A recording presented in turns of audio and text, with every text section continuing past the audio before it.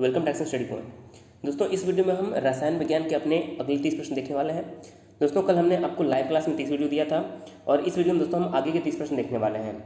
दोस्तों, आज आपको इस वीडियो का पीडीएफ भी मिल जाएगा, तो डिस्क्रिप्शन में आपको टेलीग्राम लिंक मिल जाएगा, वहाँ से आप इसका पीडीएफ डाउनलोड कर पाएंगे। इसके अलावा आप टेलीग्राम पर जब डायरेक्शन स्टडी पॉइंट सर्च करेंगे तो वहाँ से भी आपको जो है पीडीएफ मिल जाएगा। तो आइए शुरू करते हैं आज का वीडियो। देखिए, इस प्रश्न में आप कितने प्रश्न सही करते हैं इसका जो कमेंट करके हमें अपना स्कोर जरूर बताइएगा। तो आइए शुरू करते हैं आज का वीडियो। देखिए, हमारा पहला प्रश्न क्या है, 31 नंबर प्रश्न, जल की कठोरता को कैसे दूर किया जाता है। देखिए, काफ़ी इंपॉर्टेंट प्रश्न है। जो जल की कठोरता होती है इसको कैसे दूर किया जाता है। तो देखिए, 4 ऑप्शन दिए हुए हैं, आप अपना जवाब जरूर चुन लीजिएगा। इसका सही आंसर हमारा हो जाएगा ऑप्शन नंबर सी, जल में सोडियम कार्बोनेट डालकर जो है जल की कठोरता को दूर किया जाता है। सही आंसर क्या हो जाएगा, जल में सोडियम कार्बोनेट डालकर जो है जल की कठोरता को दूर किया जाता है। तो यहाँ पर हमारा ऑप्शन नंबर जो सी है बिल्कुल राइट आंसर हो जाएगा। तो देखिए, सही आंसर क्या हो जाएगा हमारा, जल में सोडियम कार्बोनेट डालकर जो है जल की कठोरता को दूर किया जा सकता है। तो यहाँ पर हमारा सही आंसर क्या हो जाएगा, ऑप्शन नंबर सी। देखिए, कठोर जल वो होता है जो जल में झाग नहीं देता है, वो हमारा कठोर जल होता है। तो ये आपको याद रखना है। अगला प्रश्न देखते हैं। देखिए, 32वां प्रश्न क्या है, जल की अस्थायी कठोरता का प्रमुख कारण क्या होता है। देखिए, जो जल की अस्थायी कठोरता होती है इसका प्रमुख कारण क्या होता है। तो हमारा करेक्ट आंसर इस प्रश्न का हो जाएगा, देखिए, कैल्शियम एवं मैग्नीशियम के सल्फेट, कैल्शियम एवं मैग्नीशियम के नाइट्रेट, ये दोनों जो होते हैं जल की अस्थायी कठोरता के प्रमुख कारण होते हैं। तो यहाँ पर हमारा सही आंसर क्या हो जाएगा, ऑप्शन नंबर जो डी है, ब और सी, यानी कि बी और सी जो दोनों हमारे हैं यहाँ पर राइट आंसर हो जाएंगे। तो 32वें प्रश्न का ऑप्शन नंबर डी जो है हमारा राइट आंसर हो जाएगा। अगला प्रश्न देखते हैं। देखिए, 33वां प्रश्न क्या है, साधारण कांच यानी कि जो ऑर्डिनरी ग्लास होता है किसका मिश्रण होता है। साधारण कांच किसका मिश्रण होता है। देखिए, आपको सभी प्रश्न देखने हैं और अपना स्कोर हमें ज़रूर बताना। देखिए, पहला ऑप्शन है silica, sodium silicate, calcium silicate. तो देखिए, जो साधारण कांच जो हमारा होता है वह इन तीनों का मिश्रण है, यानी कि silica plus sodium silicate plus calcium silicate, इन तीनों का जो मिश्रण होता है वो हमारा साधारण कांच होता है। तो हमारा सही आंसर क्या हो जाएगा, ऑप्शन नंबर डी करेक्ट हो जाएगा। वहीं अगर हम बात करें कि हमारा, अगर इसको हम स्ट्रेटेजी से देखें तो कांच अनुसंधान संस्थान कहाँ है। देखिए, कई बार पूछा गया है। तो देखिए, जो केंद्रीय कांच अनुसंधान संस्थान है वो कोलकाता में हो जाएगा। आपको याद रखना है वो कहाँ पर है, केंद्रीय कांच अनुसंधान संस्थान जो है वह कोलकाता में स्थित है। तो ये भी याद रखना है। 34वां प्रश्न हमारा देखिए क्या है कि वायुयान की टायर ट्यूबों में कौन सी गैस भरी जाती है। देखिए, जो वायुयान होती हैं उनके टायर ट्यूब में कौन सी गैस भरी जाती है, हीलियम, आर्गन, नियॉन या फिर रेडॉन। तो देखिए, यहाँ पर हमारा सही आंसर हो जाएगा, वायुयान की टायर ट्यूबों में नियॉन गैस भरी जाती है। सही आंसर क्या हो जाएगा, ऑप्शन नंबर सी, नियॉन। देखिए, नियॉन जो है एक अक्रिय गैस होती है, आप सभी को पता होगा। अक्रिय गैसों की संख्या कौन सी है, 6 है। कुल अक्रिय गैसों की संख्या 6 कौन कौन सी। देखिए, पहला हमारा हो जाएगा helium, neon, argon, krypton, radon और जीनॉन। देखिए, ये हमारे 6 होते हैं अक्रिय गैस। तो इन 6 के नाम आपको याद रखना है। इसी में से जो हमारा नियॉन होता है यह होता है वायुयान की टायर ट्यूबों में नियॉन गैस भरा जाता है। तो सी ऑप्शन जिन लोगों ने भी चुना हुआ उनका जवाब करेक्ट हो जाएगा। अगला प्रश्न देखिए क्या है, 35वां प्रश्न, गुब्बारे में कौन सी गैस भरी जाती है। देखिए, जो हमारे गुब्बारे होते हैं, बलून्स होते हैं, इसमें कौन सी गैस भरी जाती है, नियॉन, रेडॉन, हीलियम या फिर आर्गन। तो देखिए, करेक्ट आंसर हमारा हो जाएगा यहाँ पर ऑप्शन नंबर सी, हीलियम। जो हमारे गुब्बारे होते हैं उनमें हीलियम नामक गैस भरी होती है। तो सही आंसर क्या हो जाएगा, ऑप्शन नंबर सी, हीलियम। जिन लोगों ने भी चुना होगा उनका जवाब करेक्ट हो जाएगा। गैस के गुब्बारों में हीलियम गैस भरी होती है। अगला प्रश्न देखिए क्या है, 36वां प्रश्न है कि फोटोग्राफी में प्रयुक्त हाइपोविलियन का रासायनिक नाम क्या है। देखिए, जो फोटोग्राफी में हाइपोविलियन प्रयुक्त होता है इसका रासायनिक नाम क्या होता है, 36वां प्रश्न हमारा है। तो इसका करेक्ट आंसर हो जाएगा option number b, sodium thiosulphate. देखिए, जो फोटोग्राफी में प्रयुक्त हाइपोविलियन होता है उसका रासायनिक नाम होता है सोडियम थायोसल्फेट। तो यहाँ पर ऑप्शन नंबर बी जो है हमारा बिल्कुल राइट आंसर हो जाएगा। देखिए, हमारे सारे प्रश्न जो है आपके एग्जाम के लिए मोस्ट इंपॉर्टेंट, तो वीडियो को जरूर अंत तक देखते रहिएगा। देखिए, 37वां प्रश्न क्या है, हंसाने वाली गैस जिसे हम लाफिंग गैस कहते हैं, तो लाफिंग गैस का रासायनिक नाम क्या है। देखिए, मोस्ट इंपॉर्टेंट प्रश्न है। तो जो हंसाने वाली गैस यानी कि लाफिंग गैस होती है वो हमारी होती है नाइट्रस ऑक्साइड। सही आंसर क्या हो जाएगा, nitrous oxide, option number A. देखिए, जो नाइट्रस ऑक्साइड होता है इसे हम हंसाने वाली गैस कहते हैं, यानी कि लाफिंग गैस कहते हैं। नाइट्रस ऑक्साइड करेक्ट आंसर हो जाएगा। अगला प्रश्न देखिए क्या है, 38वां प्रश्न, किसमें कार्बन की प्रतिशतता अधिक होती है। देखिए निम्नलिखित में से 4 ऑप्शन दिए हुए हैं, इनमें से बताना है कि कार्बन की प्रतिशतता निम्नलिखित में से किस में अधिक होती है। देखिए ढलवा लोहा, पिटवा लोहा, स्टील या फिर एल्यूमिनियम। तो इन सभी में कार्बन की प्रतिशतता सबसे अधिक किस में होती है। तो करेक्ट आंसर हमारा हो जाएगा ऑप्शन नंबर ए, ढलवा लोहा। देखिए जो ढलवा लोहा होता है इसमें कार्बन की प्रतिशतता सबसे अधिक होती है।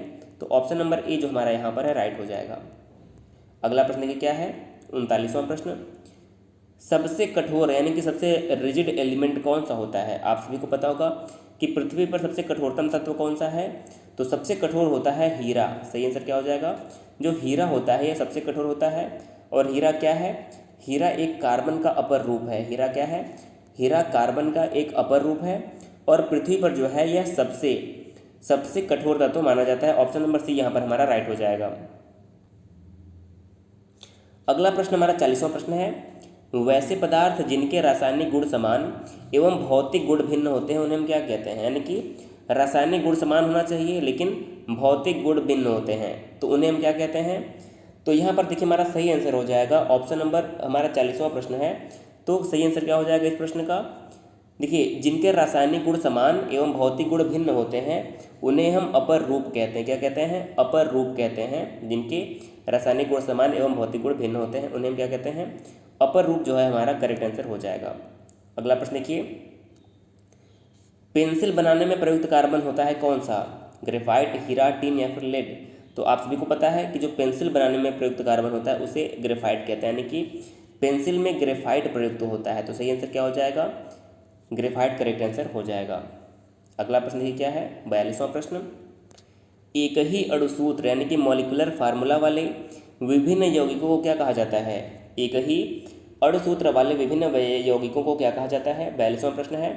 सही आंसर हो जाएगा ऑप्शन नंबर डी, समावयवी। क्या कहते हैं, समावयवी यानी कि आइसोस्पिन कहते हैं ऐसे जिनके अणुसूत्र समान होते हैं। तो ऐसे यौगिकों को हम समावयवी कहते हैं। करेक्ट आंसर हो जाएगा ऑप्शन नंबर डी। अगला प्रश्न देखिए क्या है, हीरा एवं ग्रेफाइट क्या होते हैं। देखिए हीरा ग्रेफाइट क्या है, समावयवी, कार्बन के अपर रूप, समस्थानिक या फिर धातु। तो आप देखिए मोस्ट इंपॉर्टेंट प्रश्न हो जाएगा, जो हीरा और ग्रेफाइट होते हैं ये दोनों कार्बन के ही अपर रूप होते हैं। किसके, हीरा और ग्रेफाइट कार्बन के ही अपर रूप होते हैं। तो जिन लोगों ने बी को चुना होगा उनका जवाब करेक्ट हो जाएगा। अगला प्रश्न देखिए क्या है, पॉलीथीन किसका बहुलक है। पॉलीथीन जो होता है यह किसका बहुलक है। तो करेक्ट आंसर हो जाएगा ऑप्शन नंबर ए, एथिलीन। देखिए जो पॉलीथीन हमारी होती है वो किसकी बहुलक होती है। तो एथिलीन हमारा जवाब जो है इस प्रश्न का राइट आंसर हो जाएगा। पॉलीथीन जो है एथिलीन का बहुलक होता है। करेक्ट जवाब हो जाएगा। अगला प्रश्न देखिए, प्राकृतिक रबर यानी कि जो नेचुरल रबर होती है किसका बहुलक होता है। प्राकृतिक रबर किसका बहुलक होता है, 45वां प्रश्न हमारा है। तो करेक्ट आंसर क्या हो जाएगा, सही आंसर हो जाएगा आइसोप्रोपीन। देखिए जो प्राकृतिक रबर होता है यह आइसोप्रोपीन का बहुलक होता है। सही आंसर क्या हो जाएगा, आइसोप्रोपीन हमारा यहाँ पर करेक्ट आंसर हो जाएगा। प्राकृतिक रबर आइसोप्रोपीन का बहुलक होता है। अगला प्रश्न देखते हैं, 46वां प्रश्न है, सबसे उत्तम कोटि का कोयला कौन सा होता है। सबसे अच्छा कोयला कौन सा होता है, 46वां प्रश्न। लिग्नाइट, बिटुमिनस, एंथ्रासाइट या फिर पीट। तो सही आंसर क्या हो जाएगा, ऑप्शन नंबर सी करेक्ट हो जाएगा। देखिए सबसे उत्तम कोटि का जो कोयला होता है उसे हम कहते हैं एंथ्रासाइट। सही आंसर क्या हो जाएगा, एंथ्रासाइट सबसे उच्च कोटि का कोयला होता है। करेक्ट आंसर हो जाएगा। अगला प्रश्न देखिए 47वां प्रश्न, गोबर गैस में कौन सी गैस होती है। 47वां प्रश्न है, गोबर गैस में कौन सी गैस होती है। तो हमारा करेक्ट आंसर क्या हो जाएगा, ऑप्शन नंबर डी, मीथेन जो है बिल्कुल सही हो जाएगा। देखिए जो गोबर गैस होती है इसमें मीथेन गैस होती है। तो ऑप्शन नंबर डी जिन लोगों ने चुना है उनका जवाब राइट हो जाएगा। देखिए आप पूरे इस वीडियो को एक प्रैक्टिस सेट के तौर पर लेंगे क्योंकि आपने अब तक काफ़ी कुछ पढ़ लिया होगा। अब सिर्फ आपको रिवीजन करने की ज़रूरत है। 48वां प्रश्न देखिए, द्रवित पेट्रोलियम गैस जिसे हम क्या कहते हैं एलपीजी यानी कि लिक्विड पेट्रोलियम गैस जो होता है यह किसका मिश्रण होता है। एलपीजी यानी कि लिक्विड पेट्रोलियम गैस किसका मिश्रण होता है। तो 48वें प्रश्न का हमारा राइट आंसर हो जाएगा option number A, ethane, butane और प्रोपेन। जो हमारा एलपीजी होता है यह एथेन, ब्यूटेन और प्रोपेन गैस का मिश्रण होता है। तो यहाँ पर हमारा राइट आंसर क्या हो जाएगा, ऑप्शन नंबर ए राइट हो जाएगा। अगला प्रश्न देखिए क्या है, 49वां प्रश्न, संश्लेषित रेशा यानी कि सिंथेटिक फाइबर क्या होता है। तो देखिए जो संश्लेषित रेशा होता है उसे हम क्या कहते हैं। सही आंसर हो जाएगा ऑप्शन नंबर ए, रेयान। जो रेयान हमारा क्या है, रेयान जो है यह एक संश्लेषित रेशा है तो ऑप्शन नंबर ए यहाँ पर हमारा राइट आंसर हो जाएगा 49वें प्रश्न का। अगला प्रश्न देखिए क्या है, 50 नंबर प्रश्न, किसी ईंधन के अपस्फोट रोधी गुण को दर्शाते हैं निम्नलिखित में से क्या। देखिए चारों ऑप्शन में से क्या है जो किसी ईंधन के अपस्फोट रोधी गुण को दर्शाता है। तो 50वें प्रश्न का सही आंसर क्या हो जाएगा, ऑप्शन नंबर सी। देखिए जो ऑक्टेन संख्या होता है यह किसी भी ईंधन के अपस्फोटी गुण को जो है अपस्फोट रोधी गुण को दर्शाता है, क्या, ऑक्टेन संख्या। सी ऑप्शन यहाँ पर हमारा राइट हो जाएगा। अगला प्रश्न है 51 नंबर, रॉकेट को चलाने में प्रयुक्त ईंधन क्या कहलाता है। देखिए जो रॉकेट को चलाने में जो प्रयुक्त ईंधन होता है उसे हम क्या कहते हैं, कोल गैस, बायोमास, कोक या फिर प्रणोदक। तो करेक्ट आंसर क्या हो जाएगा, ऑप्शन नंबर डी प्रणोदक। देखिए जो रॉकेट को चलाने में प्रयुक्त ईंधन होता है उसे हम प्रणोदक कहते हैं। तो जिन लोगों ने भी ऑप्शन नंबर डी को चुना है उनका जवाब राइट हो जाएगा। अगला प्रश्न देखिए क्या है, 52 नंबर प्रश्न, CNG। देखिए जो CNG है में सर्वाधिक मात्रा में उपस्थित कार्बन का यौगिक होता है। तो CNG में सर्वाधिक मात्रा में कार्बन का कौन सा यौगिक उपस्थित होता है। तो 52 नंबर प्रश्न का सही आंसर हो जाएगा ऑप्शन नंबर ए मीथेन। देखिए जो CNG होता है इसमें सर्वाधिक मात्रा में मीथेन गैस होती है। अब यहाँ पर देखिए CNG की बात आई तो CNG का फुल फॉर्म क्या होता है, कंप्रेस्ड नेचुरल गैस। क्या होता है, CNG का full form compressed natural gas होता है, ये भी याद रखना है। अगला प्रश्न देखिए क्या है, 53 नंबर प्रश्न, एस्प्रिन का रासायनिक नाम क्या है। देखिए जो एस्प्रिन दवा होती है इसका रासायनिक नाम क्या है। करेक्ट आंसर क्या हो जाएगा, option number d acetyl salicylic अम्ल। जो हमारा एस्प्रिन होता है इसका रासायनिक नाम है एसिटल सैलिसिलिक अम्ल। तो ऑप्शन नंबर डी यहाँ पर हमारा राइट आंसर हो जाएगा। अगला प्रश्न देखिए क्या है, 54 नंबर प्रश्न, मोटर वाहनों के धुएं से निकलने वाली सर्वाधिक विषैली गैस कौन सी है। तो मोटर वाहन के धुएं से निकलने वाली सर्वाधिक विषैली गैस कौन सी है। यहाँ पर हमारा सही आंसर हो जाएगा option number b carbon monoxide. सही आंसर क्या हो जाएगा, देखिए कार्बन मोनोऑक्साइड जो है यह सबसे विषैली गैस होती है मोटर वाहन के धुएं से निकलने वाली गैसों में। तो यहाँ पर हमारा राइट आंसर क्या हो जाएगा, बी बिल्कुल करेक्ट हो जाएगा। अगला प्रश्न देखिए 55 नंबर प्रश्न, जल का जमकर बर्फ बनना कौन सा परिवर्तन है। देखिए जब जल जमकर बर्फ बनती है तो ये कौन सा परिवर्तन होता है। 55 नंबर प्रश्न है, भौतिक परिवर्तन, रासायनिक परिवर्तन, तीव्र परिवर्तन या फिर अवांछनीय परिवर्तन। करेक्ट आंसर हो जाएगा ऑप्शन नंबर ए। देखिए जो जब जल जमकर बर्फ बनती है तो ये हमारा एक भौतिक परिवर्तन होता है। तो करेक्ट आंसर हो जाएगा ऑप्शन नंबर ए भौतिक परिवर्तन। अगला प्रश्न देखिए, दूध से दही बनना कौन सा परिवर्तन होता है। 56वां प्रश्न है। तो दूध से दही बनना एक रासायनिक परिवर्तन होता है। ऑप्शन नंबर जो सी हमारा है राइट आंसर हो जाएगा, दूध से दही बनना जो है एक रासायनिक परिवर्तन होता है। अगला प्रश्न देखिए 57 नंबर प्रश्न है कि किसी अभिक्रिया के वेग को सर्वाधिक प्रभावित करने वाला तत्व क्या होता है। किसी भी अभिक्रिया के वेग को प्रभावित करने वाला सबसे क्या है, ताप, जल, वायु या फिर बल। तो सही आंसर हो जाएगा ऑप्शन नंबर ए ताप। देखिए जो कोई भी अभिक्रिया होती है उसको सबसे अधिक प्रभावित करता है ताप यानी कि टेम्परेचर। तो यहाँ पर हमारा ऑप्शन नंबर ए सही जवाब हो जाएगा। अगला प्रश्न देखिए 58 नंबर प्रश्न, लौह धातु पर जिंक की परत चढ़ाने की क्रिया को क्या कहते हैं। देखिए जब लौह धातु होता है उस पर जब हम जिंक की एक परत चढ़ाते हैं तो इस घटना को क्या कहते हैं। 58 नंबर प्रश्न सही आंसर हो जाएगा ऑप्शन नंबर सी गैल्वनीकरण। क्या कहते हैं, गैल्वनाइजेशन कहते हैं जब हम धातु पर लौह धातु पर जिंक की परत चढ़ाते हैं। सी ऑप्शन राइट हो जाएगा। और देखिए आज का हमारा अंतिम प्रश्न क्या है, आज का हमारा अंतिम प्रश्न है कि कौन सी गैस चूने के जल को दूधिया कर देती है। कौन सी गैस चूने के जल को दूधिया कर देती है। तो सही आंसर हो जाएगा option number D carbon dioxide. देखिए जो कार्बन डाइऑक्साइड होती है चूने के जल को दूधिया कर देती है। तो ऑप्शन नंबर डी यहाँ पर हमारा राइट हो जाएगा। देखिए कल और आज मिलाकर हमने आपको 59 प्रश्न दिए हैं केमिस्ट्री के। इसके PDF आपको डिस्क्रिप्शन टेलीग्राम लिंक से मिल जाएगा, वहाँ से आप जाके इसको डाउनलोड कर सकते हैं।